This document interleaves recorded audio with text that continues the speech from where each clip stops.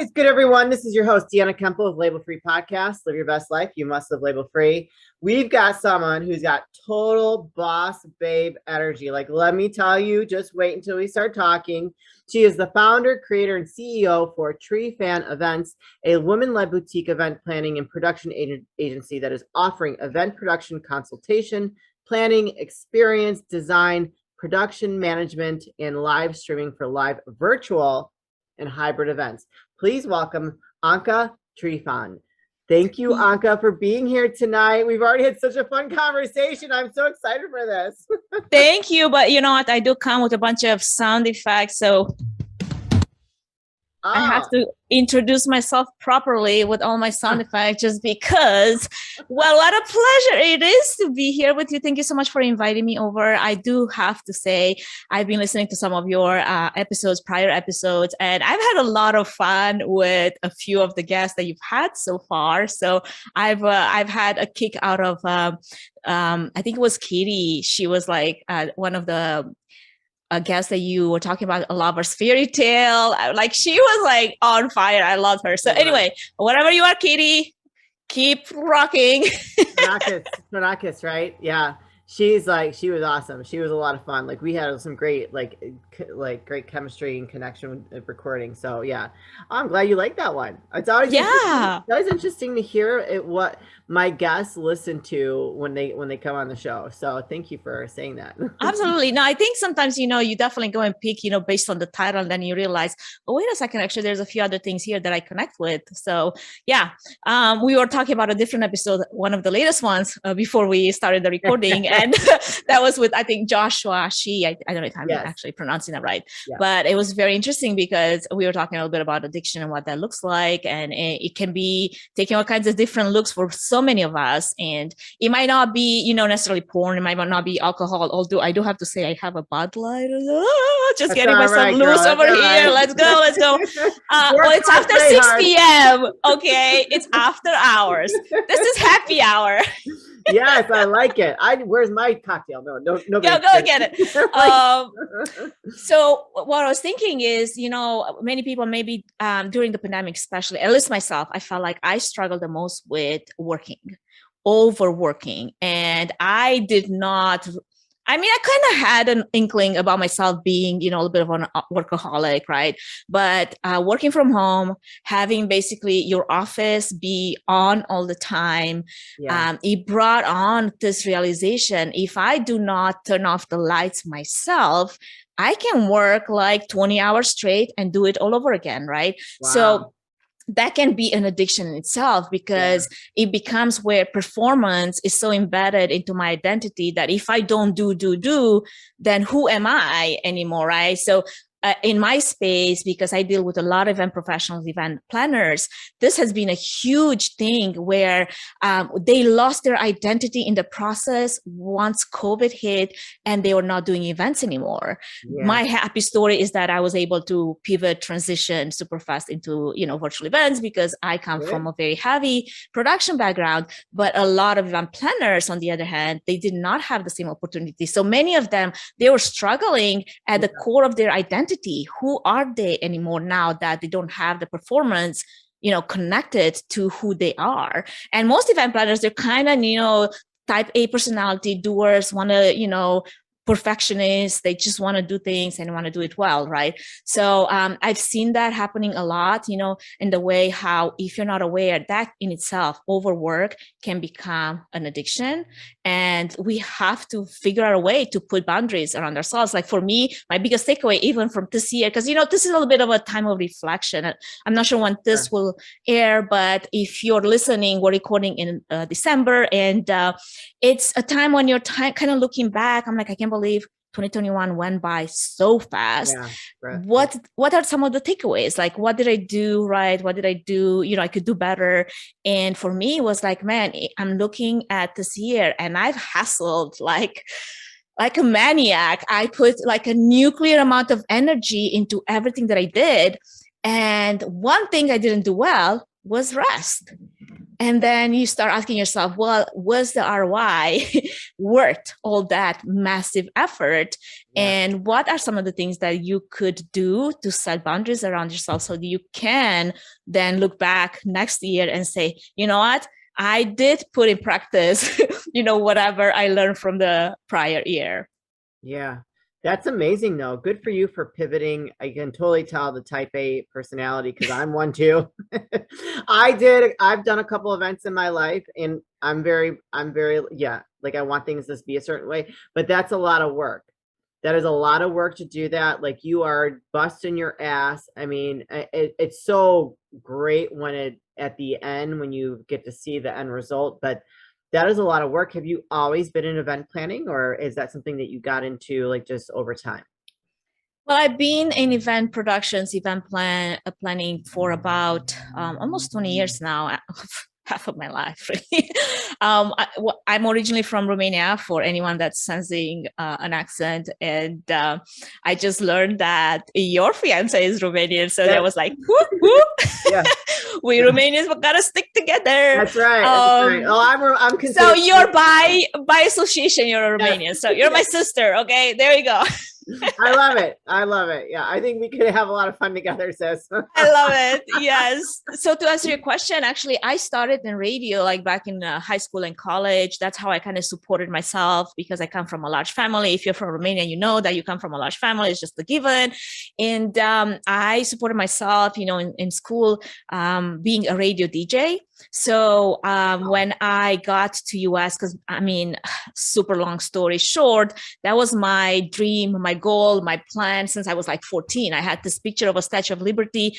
I was going to make it to US and I had to figure out how that was going to happen. So it involved a lot of fundraising. I think I started fundraising at 14. I don't know. Good for you, like as early as possible. I was literally selling CDs, illegal CDs, whatever I could get my hands on to make some money. So I got to US, and then one thing that struck me the most was when, one, I had an accent and I was not going to be in radio because I had this insecurity about it at the time.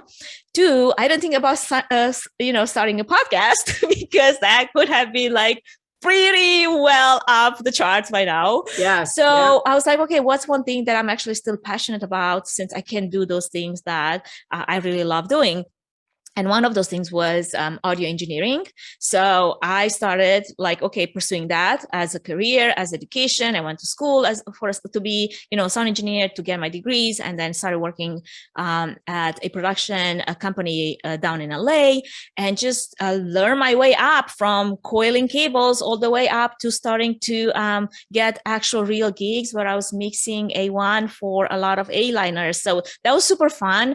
And eventually I transferred into corporate events, which was, very interesting because I'm a rock star at heart. Putting a suit over like that is like trying to dress a wolf in a sheep's clothing, right? So, oh my goodness, I'm telling you, the first year when I got into corporate events, I was like, this world sucks. This is so boring. I'm gonna die. My soul is gonna die. I might as well put myself into the grave, put a cross over it, and I'm done for. Eventually, I embraced it and I became really good at it, because I transferred from being like a technician, a sound engineer, like basically behind the scenes person that doesn't talk to the client, just hide all the tech guys because most likely they're gonna be short and they're gonna cut to the point and they're just not people's person. That basically is still very much true, in our industry. So I became the front person, became the planner. And I still remember one of those meetings where I was like terrified to just go and meet a person that was going to be the client and open my mouth and not knowing how am I going to talk to them? Do I even how am I going to sound smart? Basically. Right. I get it. So it was a process because I was also an introvert. Like, what's funny about me, when you see me now and talk to me now, you're like, there's no hack in heaven or earth that you were an introvert ever in your life. Well, I was very much, I come from a developing country. I was very much, oppressed in so many ways. Fear is a huge part of our DNA, living in fear under communism and all the things, right? So I had huge baggage that I carry with me for a long time. And I had to unload like one piece of like, emotion and memory and go back, and therapy paid for itself just to unload a lot of that, because I would have all this, extra weight that I kept carrying with myself. I'm like, where is all this emotion and all this like, maybe bursts of anger coming from, Sure. So you got to dig deep, go back and figure out like, okay, yes, I did have a hard childhood, but really, why am I so angry right now? Yeah. So you need to put name to those emotions. So anyway, I got, into corporate events where everything is like super uptight and proper. And I'm like, I am not a proper person. And I'm just, I don't know how this is going to work out. I eventually embraced it, and it paid way better than, being a rock star. I can say that much. The events are a little less, exciting, but they're also, way better paid. The hours are more manageable. So it was perfect recipe for starting a family, because I was at that point in my life where I'm like, well, it was fun, to do all those things, but now it's time to settle down, have a family, and then, start your business. So sort of like that's kind of the genesis of like my upbringing into events. And then of course everything was rosy and nice until COVID happened, and then you start realizing that you have to reinvent yourself yet again. And what does that look like? And I know for myself, as much as I was very accustomed with event productions with technology, I still have a moment of like freak out. I'm like, oh my gosh, like what am I gonna do now? Like go sell cars? I don't know. Should have started maybe selling like, medical devices and medical whatever in the middle of a pandemic. I've been so rich by now. Probably. Hey Dad, how you been? What's going on? Well, not too much. Spring cleaning time. Well, did you weed whack? Did you get the carpets cleaned? 'Cause I know Mom's all about that, so I want to make sure we're ready to go. Well, yeah. I got the gutters clean. That's about it. That's it? Well, when I said weed whack and all that and the carpet, I kind of meant like the Manscaped 4.0. It's a little more personal. I understand, yeah. Works awesome. Have you tried this?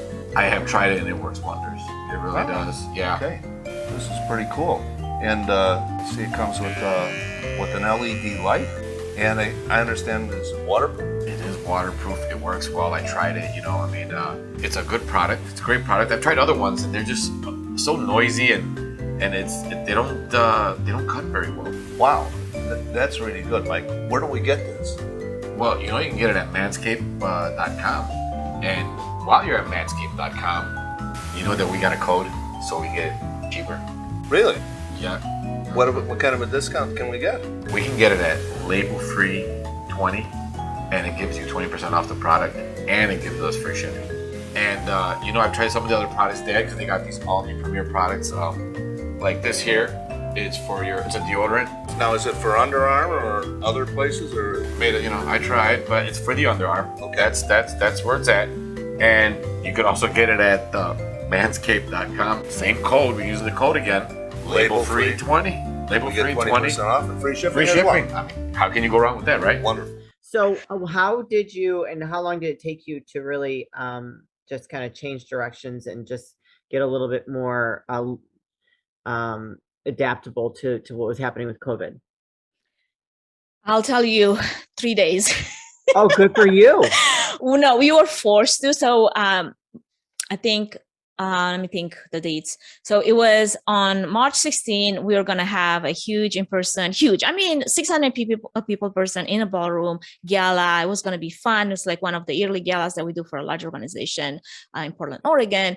And at the time, I think that was going to be on a Saturday. On Thursday, Governor Brown came out and say, okay, we can continue this way. We're going to actually limit all gatherings to 50 people in person, and all the regulations and the restrictions started just compounding.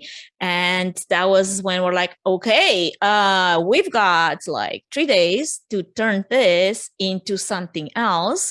Yeah. So it's like flying an airplane as you're putting the wings on and trying to figure out if is going to work. So again, live streaming has not necessarily been new. It's been around for years.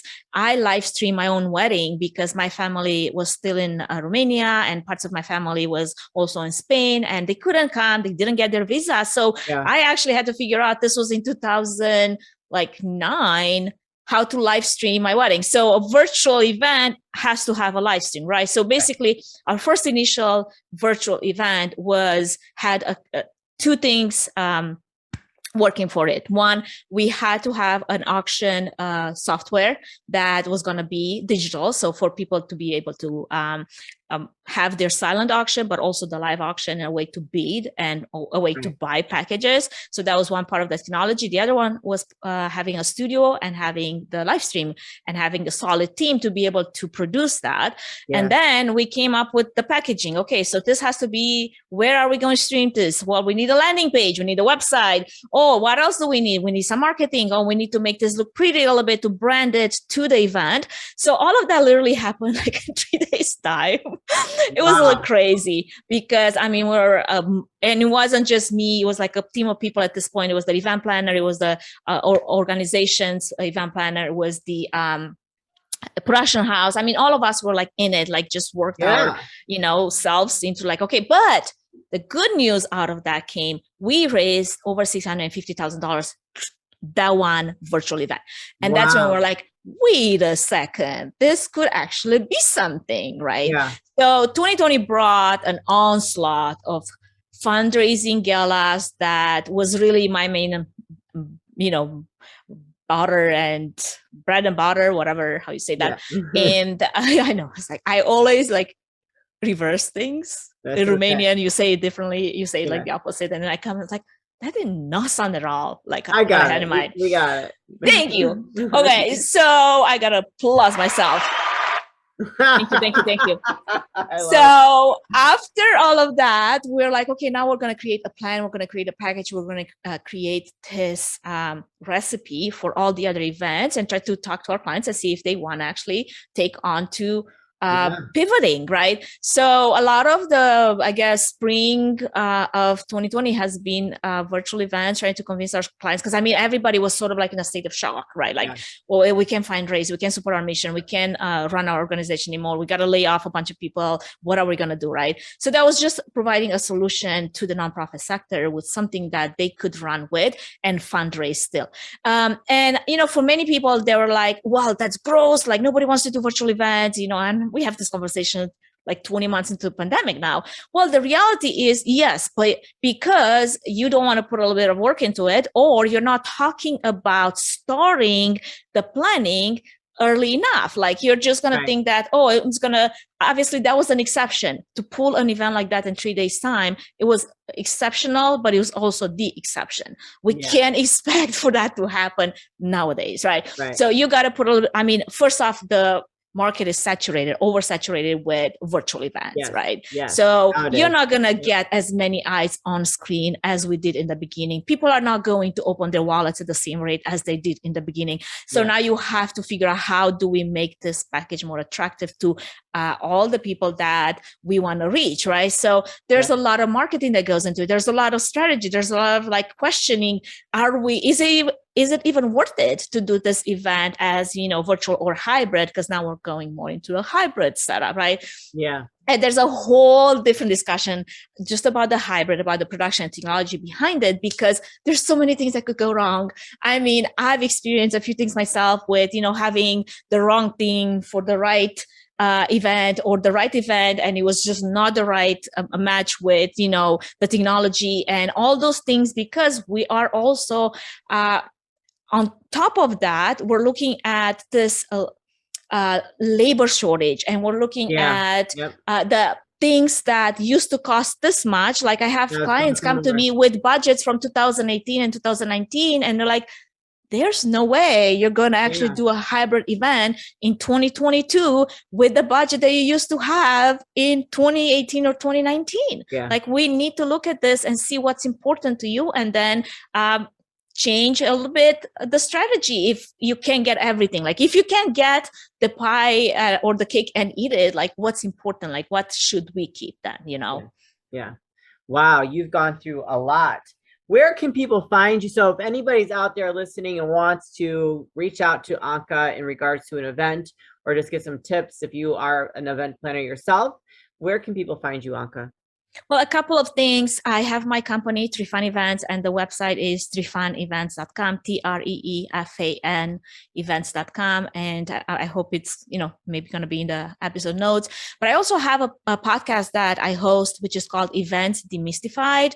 And it's a tactical podcast packed with tips, tools, strategies for anyone, either a beginner or pro in the event industry. And for the last 2 years, I've got to interview a lot of cool people, event professionals, local, national, global, and just discuss events. And if you want to learn more, probably that's the best free tool that you can get yourself on. Just listen to that and learn a thing or two about what's the best strategy for you if you're planning an event in 2022, and go from there.